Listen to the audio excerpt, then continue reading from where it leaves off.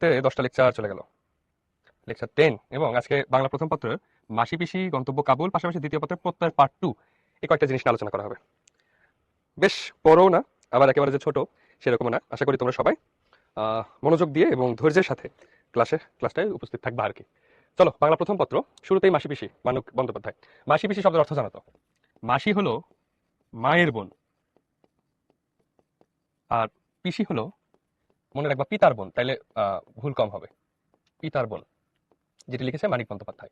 বন্দ্যোপাধ্যায় বানানোর দুইটা জফলা আছে, এই জিনিসটা একটু খেয়াল রাখবো। মানিক বন্দ্যোপাধ্যায়, মানিক বন্দ্যোপাধ্যায়ের এই জায়গায় কিছু গুরুত্বপূর্ণ জিনিস আছে।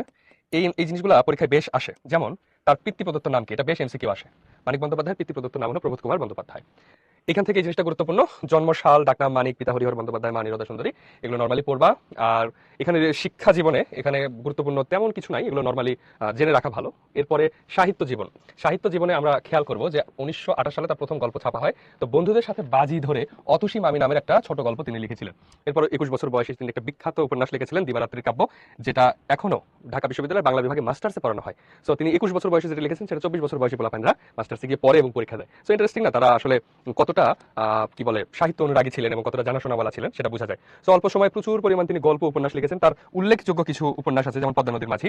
ইন্টারমিডিয়েটে এখন যেমন তোমাদের লাল সালু আছে, একসময় পদ্মা নদীর মাঝি ছিল। পাশাপাশি পুতুল নাচের ইতিকথা, বাংলা সাহিত্যের অন্যতম জনপ্রিয় একটা সাহিত্য, তোমরা যারা পড়নি পড়ে ফেলতে পারো। সাহিত্যকর্ম, এই জিনিসটা বরাবরের মতোই গুরুত্বপূর্ণ।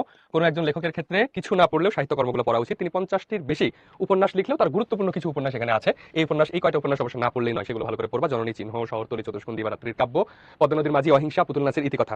বিশেষ করে দিবারাত্রির কাব্য, অহিংসা, পদ্মা নদীর মাঝি, পুতুল নাচের ইতিকথা, চিহ্ন, এগুলো খুবই গুরুত্বপূর্ণ। মানে পরীক্ষায় বারবার আসে, যে বারবার পরীক্ষা কিভাবে আসে, যে আসে জননী উপন্যাসটা নিচের কোন লেখকের।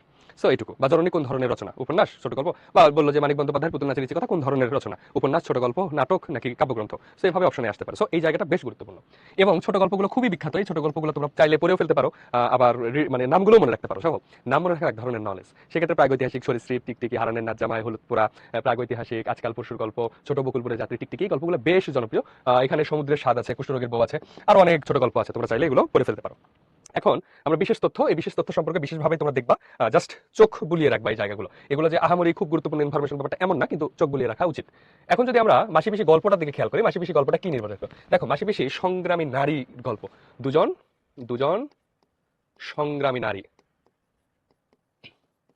দুজন সংগ্রামী নারী এই গল্পে আছে। এবং আরেকটা জিনিস যেটা আছে সেটি হলো যে পুরুষতন্ত্রের নির্মমতা, পুরুষ পুরুষতন্ত্রের নির্মমতা, এই জিনিসগুলা এই গল্পে আছে। বিশেষ করে এখানে যদি আমি এই গল্প শুরুর আগে কিছু জিনিস নিয়ে আলোচনা করতে চাই, যে গল্পে আসলে কয়টা দিক। এখানে আছে মাসি এবং পিসি, এই দুজন আছে। গুড। এইটার পরে এখানে আরেকটা চরিত্র আছে, সেই চরিত্রের নাম হলো আলহাদি। তোমরা এই গল্পটা পড়েছো, আমি তারপরেও এখানে জিনিসগুলো মার্ক করে দিচ্ছি। আলহাদি, মাসি পিসি দুজন একই রকম ক্যারেক্টারের, এবং তারা দুজনেই বিধবা, বিধবা নারী, দুজনেই বিধবা। এবং আল্লাদির হলো স্বামীর নির্যাতনের শিকার, স্বামীর নির্যাতনের শিকার। এই শিকার না, এই শিকার বানানো হলো তালব্য শয় রস্বইকার, শিকার। ওকে, স্বামী নির্যাতনের শিকার। এই আল্লাদির স্বামীর নাম কি? যোগু হলো সেই আল্লাদির স্বামী। এর নির্যাতনের শিকার হলো আল্লাদি। এখন এখানে একটা ত্রিভুজ ব্যাপার আছে, যে যোগুর বাড়িতে অর্থাৎ স্বামীর বাড়িতে নির্যাতনের শিকার হয়ে আল্লাদি মাসি পিসির কাছে এসে থাকে। তার মানে মাসি পিসির বাসায় গিয়ে থাকে ব্যাপারটা এমন না। আল্লাদি আসলে তার বাপের বাড়ি থাকে, আর তার পিতা, তার মা এবং তার ভাই তারা মৃত্যুবরণ করার পরে মাসি এবং পিসি এসে সেই বাড়িতে থাকে, এবং এই আল্লাদিকে তারা দেখাশোনা করে। এখন যোগুর হাতে নির্যাতনের শিকার হয়ে যখন তার নিজের বাড়িতে এসে থাকে, তখন স্থানীয় প্রভাবশালী গোকুল গোকুল এখানে মানে আল্লাদিকে কিনতে চায়, এরকম একটা ব্যাপার আছে, মানে বিয়ে করতে চায় বা বিরক্ত করে আর কি, যে বিষয়টা। সো গোকুল এখানে স্থানীয় প্রভাবশালী, স্থানীয় প্রভাবশালী প্রভাবশালী এবং গোকুলের সাথে আছে হলো দারোগা, দারোগা আছে গোকুলের সাথে। কানাই চৌকিদার আছে, চৌকিদার এর সহযোগী, মানে এই গোকুলের সহযোগী আর কি, যেগুলো তোমরা জানো। এখন এই যোগুকে, যোগু হলো আল্লাদের স্বামী, এবং এই যোগুর একটা সহযোগী আছে, তার নাম হলো কৈলাস। তাকে ডাক বলে কৈলেশ বলে ডাকে, কৈলাস, বা ডাক নাম হলো কৈলেশ। সেই কৈলাস বা কৈলেশ হলো যোগুর সহযোগী।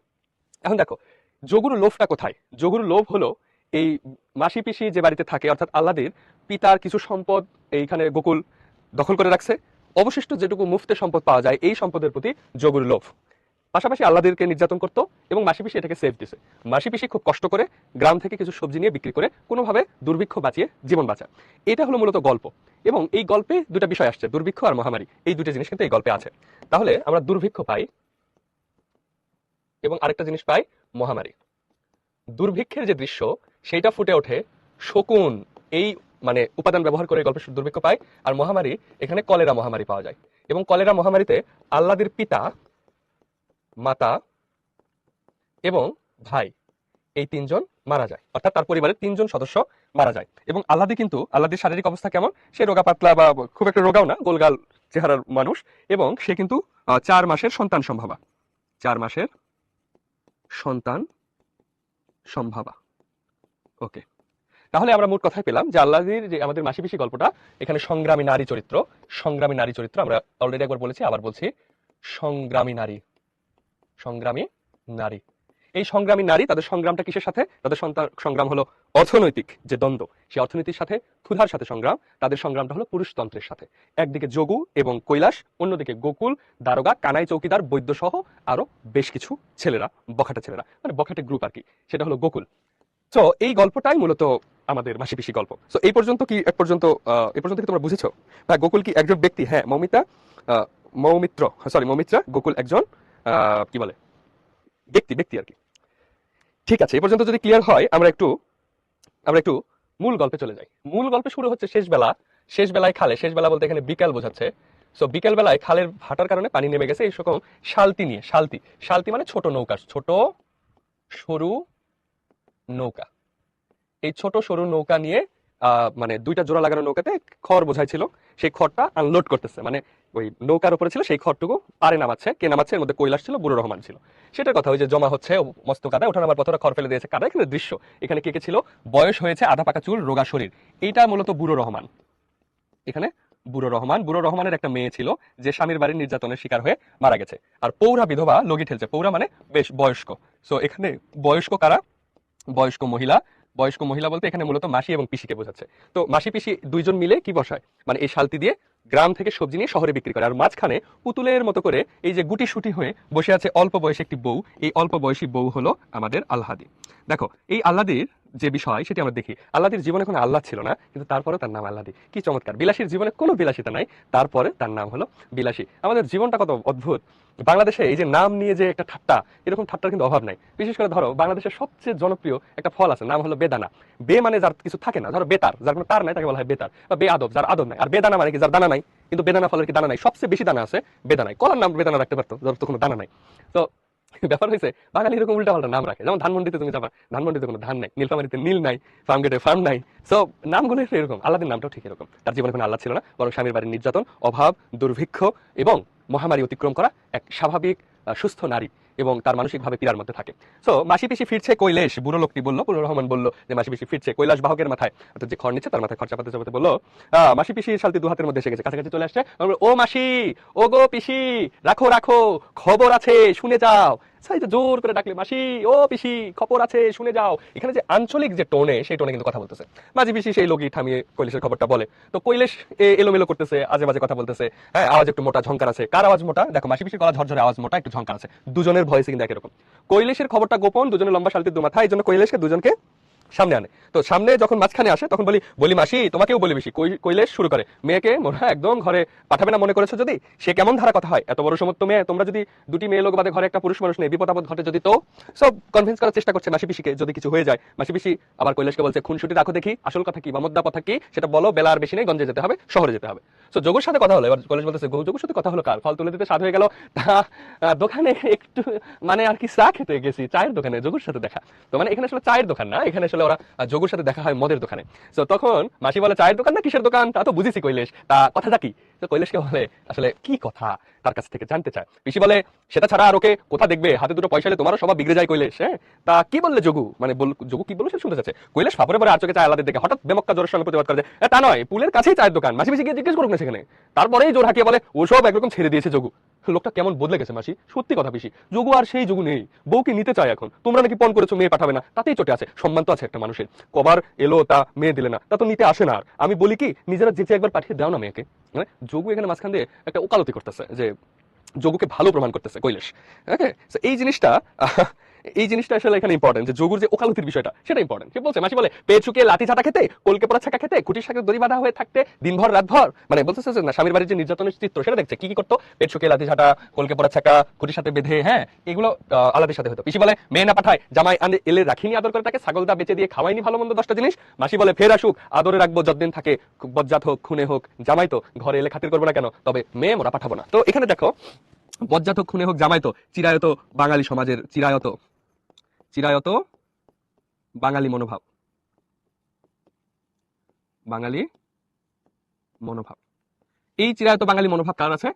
মাসি পিসির মধ্যেও আছে, যে জামাই এত নির্যাতনের পরও কিন্তু তারা জামাইকে খারাপ বলছে না, এবং জামাইকে জাস্ট মেয়েটা দিচ্ছে না, কিন্তু জামাইকে কিন্তু খারাপ বলছে না। জামাই আসলে তার সাথে যথেষ্ট ভালো ব্যবহার করতেছে, খাসি ছাগল বিক্রি করে দিয়ে তাকে খাওয়াইতেছে। তো এই জিনিসটা তো বাঙালি মনোভাব। পিসি বলে না কৈলেশ, মরতে মোরা মেয়ে পাঠাবো না।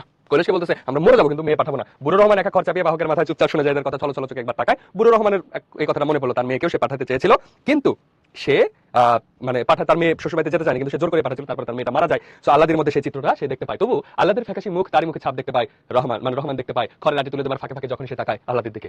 এরপর বলছে কৈলেশ, তবে আসল কথাটা বলি। কৈলেশ বলে আসল কথাটা বলি। এতক্ষণ কৈলেশ আসলে কনভিন্স করার চেষ্টা করছে যে মেয়েকে তোমরা পাঠাও। যোগু মুখে বললে এবার সে মামলা করবে বউ নেবার জন্য। তার বিয়ে করা বউকে তোমরা আটকে রেখেছো বদমতলবে, মামলা করলে বিপদে পড়বে। স্বামী নিতে চাইলে বউকে আটকে রাখার আইন নাই, জেল হয়ে যাবে তোমাদের। আর যেমন বুঝলাম যোগু মামলা করবেই আজকালের মধ্যে, মরবে তোমরা, জানো মাসি জানো মিশি, মারা পড়বে তোমরা একেবারে। এবার কিন্তু কৈলেশ থ্রেট দেওয়া শুরু করলো, অর্থাৎ শুরুতে কনভিন্স করলো যে লোকটা কি বদলে গেছে, সেই যোগু আর আগের যোগু নেই গো মাসি, ও পিসি, মানে একেবারে কনভিন্সড। কিন্তু মাসি পিসি তো বলছে যে না আমরা মেয়ে পাঠাবো না। তখন এবার মামলার ভয় দেখাইতেছে যে দেখো একদম আজকালের মধ্যে মামলা করবে, খবর আছে। মানে একই লোকের সেম টোন দুইবার বলতেছে, আলাদা টোনে। আলাদি একটা শব্দ করা স্ফুট আর্তনাদের মতো। আলাদি যে ঘোমটা টেনে যে বসেছিল, একটা মানুষ ফুপিয়ে কেঁদে উঠলে হঠাৎ করে যেমন একটা শব্দ হয়, এরকম একটা শব্দ। মাসি পিসি মুখ চাওয়া করে কয়েকবার, মনে হয় তাদের একই কথা হয়েছে। চোখে চোখে সে শুধু জানাজারি করে নিল তারা। মাসি বললো জেলে নয় গেলাম কৈলেশ, কিন্তু মেয়ে যদি স্বামীর কাছে যেতে না চায় খুন হবার ভয়ে। বলছে মেয়ে যদি না চায়, মাসি বলে বড় শালতির ঘরটা কেন বাস ছেড়ে দিয়ে লেবি গুজে দেয় কাটায়, পিসি তত্তর করে পিছনে গিয়ে তারা আবার নৌকা নিয়ে চলে যায়। শকুনরা উড়ে এসে বসেছে পাতা শূন্য গাছটায়। দেখো এখানে দুর্ভিক্ষের চিত্র সেটা ফুটে উঠেছে, তাই না? দুর্ভিক্ষে মানুষ মরে পড়ে থাকে, এই জন্য শকুনরা এসে মানুষের লাশ খায়। বা এই বাংলায় বহুবার দুর্ভিক্ষ হয়েছে। দুর্ভিক্ষ কেন হয়? খাবারের অসম বন্টনের কারণে। ওকে, চিরায়ত ভাইয়া, চিরায়তটা ভালো ক্লিয়ার বুঝিনি। মৌমিত্রা আপনার কথা বুঝিনি। ওকে, এ পর্যন্ত তোমরা বুঝছো তাই না? জি ক্লিয়ার ক্লিয়ার ক্লিয়ার। ওকে, এরপর দেখো, হ্যাঁ আলিভা আপনার নাম বলছি, ঠিক আছে। দেখেন এবার দেখেন, তার বাপ মহামারীর একটা রোগে কলেরায় সে তার বউ আর ছেলেকে শেষ হয়ে গেছে দেখলো। তাহলে দেখো এখানে তার পরিবারের লোকজনগুলো মারা গিয়েছে, এবং মাসি পিসি আশ্রয়ে মাথা গুজে আছে অনেকদিন, দূর ছায় আর কুড়িয়ে পেতে নিরাশ্রয় বিধবারা যেমন থাকে নিজেদের ভরণ পোষণের জন্য। সো এখানে কিন্তু মাসি আর পিসি, এখানে যে পুরো বর্ণনাটা আছে, যে মাসি পিসি আসলে বেঁচে থাকার জন্য এই বাড়িতে আসি আশ্রয় নিয়েছে, দুবেলা খায়। এবং মাসি পিসির সাথে আল্লাদের বাবার সম্পর্ক কি, পিসির ভাই আর মাসির দুলা ভাই। সো দুলা ভাই বলতেছে যে গলা কেটে রক্ত দেওয়ার ক্ষমতা আছে, কিন্তু মুখে অন্ন দেওয়ার ক্ষমতা তার নাই, কারণ দুর্ভিক্ষ, সারা দেশে দুর্ভিক্ষ, এবং তারা কাঁথা সেলাই করে, ডাল বেচে, অন্যের বাড়িতে কাজ করে, ধান বেনে কোনো মতে জীবনযাপন করে। এবং বলছে পাল্লা দিয়ে মাসি পিসি আল্লাদের জীবনের জন্য লড়েছিল, পেলে যদি তা খেয়ে, না পেলে যদি তো না খেয়ে। কিছু পেলেও খেয়ে পাইছে, না খেলে না পেয়ে পাইছে। অবস্থা যখন তাদের অতি কাহিল, চারিদিকে না খেয়ে মারা শুরু করেছে, মানুষ মরণ ঠেকাতে ফুরিয়ে আসছে জীবন শক্তি। একদিন মাসি বলে পিসিকে, এবার এই প্রস্তাবটা কে দেয়? মাসি কিন্তু পিসিকে দেয়, একটা কাজ করি বিআইন, তাতে তোরও দুটো পয়সা আসে, মোরও দুটো পয়সা আসে। তো বিআইন বলছে কেন? কারণ এই যে বিবাহ সম্পর্কিত যে ভাই বোনের সম্পর্ক, ধরো বিয়ের পর যে ধরো ওই পক্ষের যদি ইন লস ব্রাদার হয়, সেক্ষেত্রে তাকে বিআই বলা যায়, ঠিক আছে। এরপর দেখো শহরের বাজারে তরি তরকারি ফলমূলের দাম চড়া, গা থেকে কিনে যদি বাজারে গিয়ে বেঁচে আসে তারা কিছু রোজগার হবে, একা মাসির ভরসা হয় না শালতি বিয়ে অত দূরে যেতে। সো তারা একটা প্ল্যান করলো যে গ্রাম থেকে সবজি কিনে কোথায় যাবে?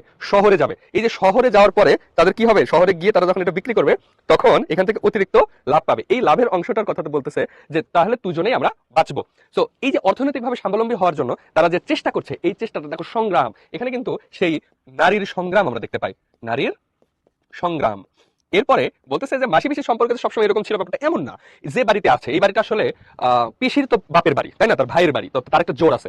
মাসির কিন্তু এরকম জোর ছিল না, কিন্তু যখন দুজন একেবারে ওই এক প্রাণ হয়ে গেল, এক মন হয়ে গেল, আল্লাহ যখন তাদের উপর রেসপন্সিবিলিটির ভারটা পড়লো, তখন আসলে তারা এক মন হয়ে গেল। তাদের একসময় ঝগড়া হতো, কিন্তু ঝগড়া বাদলে অবাক হয়ে যেত তাদের দেখে, কি রাগ, সে কি তেজ, সে কি গো, মনে হতো এই বুঝি কামড়ে দেয় একে অপরকে, এই বুঝি কাটে পুটি দিয়ে। সো এই যে কাটাকাটি মারামারি এই সব কিছু হওয়ার পরেও কিন্তু মাসি পিসির ভেতরে যে সম্পর্ক ছিল সেটা সৌহার্দ্যপূর্ণ। পরবর্তীতে হয়েছে শাকসবজি বেঁচে বাঁচবার চেষ্টা, একসঙ্গে কোমর বেঁধে নামা পড়া মাত্র সব বিভেদ পার্থক্য উড়ে যায়। এই যে বিরোধ পার্থক্য উড়ে গিয়ে দুজন হয়ে গেল এক মনে এক প্রাণ, সে মিল জমজমাট হয়ে গেল, আল্লাহর ভার ঘাড়ে পড়ে। সো এই যে পুরো ফাংশনটা, এই পুরো ফাংশনটাতে দেখো মাসি পিসির ভেতরে বিরোধ থাকলেও আল্লাহর রেসপন্স